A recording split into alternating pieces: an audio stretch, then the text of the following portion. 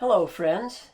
My name is Evan B. Howard, and I am the author of Deep and Wide: Reflections on Socio-Political Engagement, Monasticisms, and the Christian Life.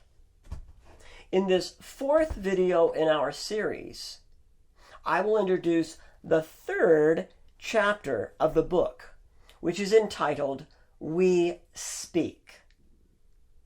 So let me start by telling you the truth. I talk about speaking the truth in this chapter. This is the longest and most difficult chapter in the book.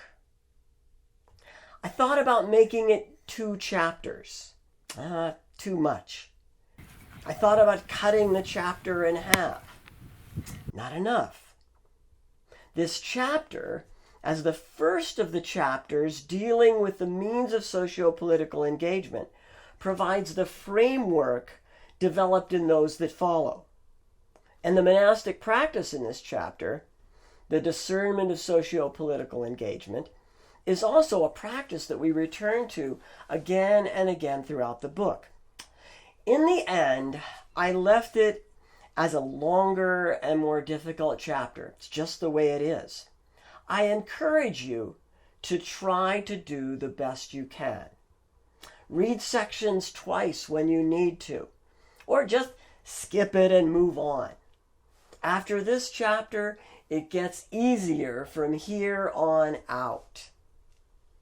Now, one of the things I do in this chapter, I've been waiting for 40 years to do this, is I present my sense of God's political platform. Not how God thinks we should vote on this or that issue, but the concerns that are dear to God's heart. Back when I was in college, I was struggling with socio-political issues, and I actually looked up over 900 biblical passages. That study changed my life. And I have lived and taught and revised my sense of these concerns ever since. Here in this chapter, I will summarize my understanding of God's political platform for the first time in print. Now, after the opening stories about the prophet monk Isaiah and a mass murder at a Jesuit university in Central America, the chapter follows a set of questions about what it means to engage ourselves in the socio-political world through speech. We talk about the what of speech. What are we doing when we speak? And particularly, what are we doing when we speak about politics in the 21st century? And about what we should be speaking about. We talk about the who of speech. Who we bring to the table when we try to speak into socio-political affairs, and how our own sense of who we are affects the ministry of socio-political speech.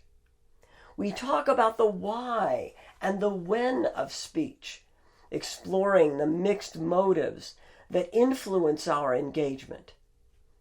I introduce the monastic practice of socio-political discernment to help us discover clues to the most appropriate times to engage in socio-political speech. And then finally, we talk about the how of speech, taking some of the classic monastic virtues and then applying them to the world of politics.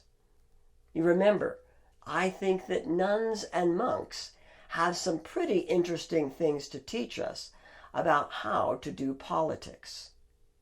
Like I said, just do the best you can with this chapter. If you're the kind of person that wants to explore further, I have lots of interesting pointers in the footnotes. Don't worry. In the chapters and in the videos ahead, things will keep getting clearer.